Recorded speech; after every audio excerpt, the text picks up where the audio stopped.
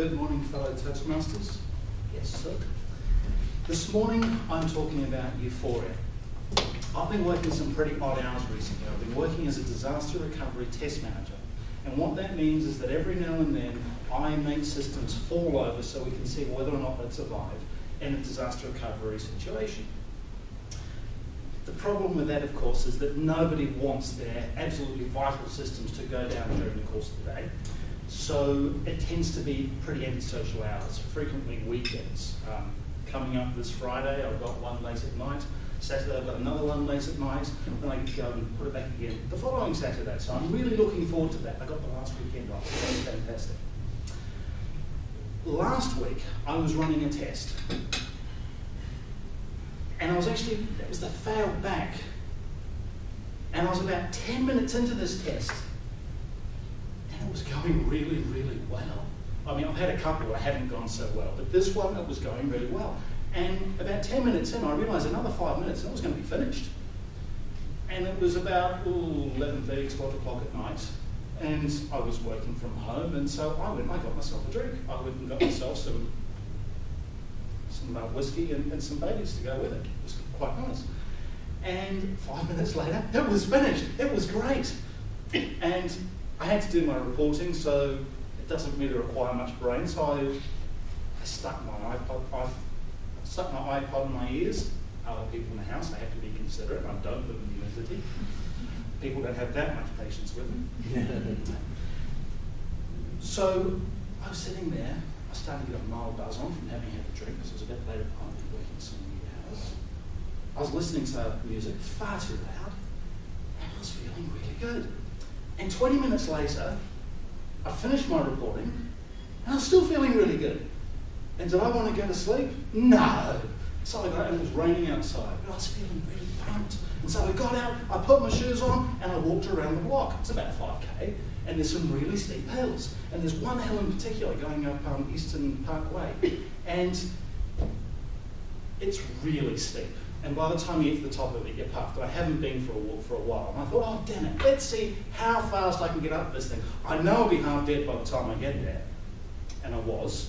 But damn it, I went up there, I got up the top, and just to prove to myself that I really wasn't completely dead, once I got up to the top and was starting to go down the other side, which was a bit flat, I jogged for a few minutes. If you know me at all, you realise this is not me at all. Now, I knew at the time that I was in an altered state. I knew I was feeling mildly euphoric. I also knew that I was going to come down, so I was making the most of it. And I paid for it the next morning because I was kind of tired. The thing is, what causes these states? If I could bring on euphoria anytime I wanted to without breaking the law, that would be fantastic. So I thought, I'll do some research, find out what it is that causes these things. So I went off and I did some Google research. Now, I suspect that there are people here who know lots more about altered states than I do, even ones of you who are not drug addicts. So this isn't particularly scientific. But what I did is I went off and I had a look, and I found out that the reason that we tend to have any sort of altered state tends to be because we're operating in some way outside of tolerance. Our bodies aren't operating quite the way that you'd expect it to. And it's a bit of a spectrum, because just as easily it can go the other way. The other end of the spectrum is arguably depression and all sorts of other things. Mental illness is another great way to get things like euphoria and depression. But what is it caused by? It tends to be things like, and I'm going to refer to notes here, sensory overload. You tend to see these big signs at the beginning of gaming consoles saying, if you are prone to epilepsy, then be careful when you're using our equipment. Similarly, people go off to discos, they can have epileptic fits if they're prone that way. So that's a sight overload. But you can do it with any sense. You can do it with touch. You can do it with taste. Anything can put you into a sensory overload condition.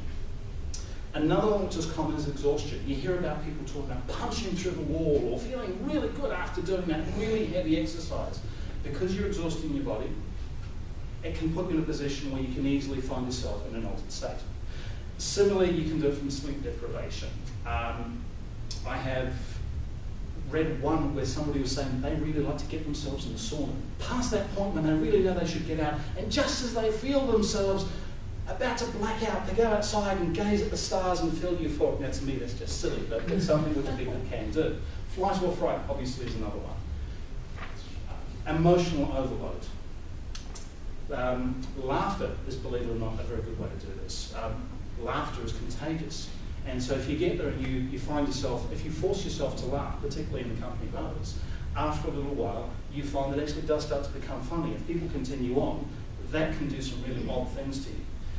But it can also happen through a lot of other stuff, such as being in the middle of a session and the boss inviting you into office, let's have a chat, close the door behind you. The feeling of relief when you come back out again can very much do the same thing. Now, the stronger the emotion, and also when you start to mix these things together, so if you're particularly tired and you're in at the disco and you've just realised that your girlfriend's not going to dump you, that is much more likely to give you a much larger feeling for much longer than something which is smaller. As I said, other things that can do this are mental disease. Ellen, you've made me think about arms, and now I'm noticing myself doing it. It's horrible. And of course, drugs. And different people have different thresholds, so you can't just decide to become euphoric anytime you want to. So, in summary here, seeing that I have an orange light, euphoria is one end of the spectrum. It's the positive end. I think all of us have had brushes with probably euphoria and also depression. I think almost everybody does. And I think that's probably a good thing. When you find yourself in a position where you find that you're becoming euphoric, I think you need to look at that as a bit of an amber traffic signal. It's telling you that for whatever reason, whether it be physical, mental, whatever, you are approaching a limit. And I think that tells you that you're living. And I think that's a good thing. And if you never feel those things, then I think you should put yourself out there more so that you do feel these extremes of emotions from time to time. But also be aware that you are approaching a limit, and it's a time to probably be careful with yourself. I am going to thank you all for this speech because I struggled to find something to think of. And euphoria is something I've always been interested in, and you guys gave me an excuse to go and do some research. So.